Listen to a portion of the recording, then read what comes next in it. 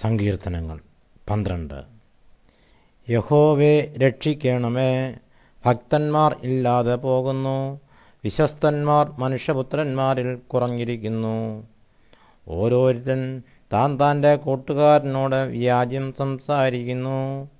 കപടമുള്ള അധരത്തോടും ഇരുമനസ്സോടും കൂടെ അവർ സംസാരിക്കുന്നു.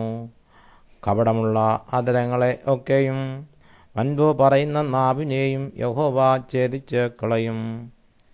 ഞങ്ങളുടെ നാവ് കൊണ്ട് ഞങ്ങൾ ജയിക്കും, ഞങ്ങളുടെ അധരങ്ങൾ ഞങ്ങൾക്ക് തുണ. ഞങ്ങൾക്ക് യജമാൻ ആരെന്ന് അവർ പറയുന്നു. എളിയവരുടെ പീഡയും ദരിദ്രന്മാരുടെ ദീർഘശ്വാസവും നിമിത്തം ഇപ്പോൾ ഞാൻ എഴുന്നേൽക്കും. രക്ഷയ്ക്കായി കാംക്ഷിക്കുന്നവനെ ഞാൻ അതിലാക്കും എന്ന് യഹോവ അരുളിച്ചെയ്യുന്നു. യഹോവയുടെ വചനങ്ങൾ നിർമ്മല വചനങ്ങൾ ആകുന്നു. നിലത്തെ ഉലയിൽ ഉരുക്കി 7 പ്രാവശ്യം ശുദ്ധി ചെയ്ത വെള്ളി പോലെ തന്നെ. യഹോവേ, നീ അവരെ കാത്തുകൊള്ളും. ഈ തലമുറയിൽ നിന്ന് നീ അവരെ എന്നും സൂക്ഷിക്കും.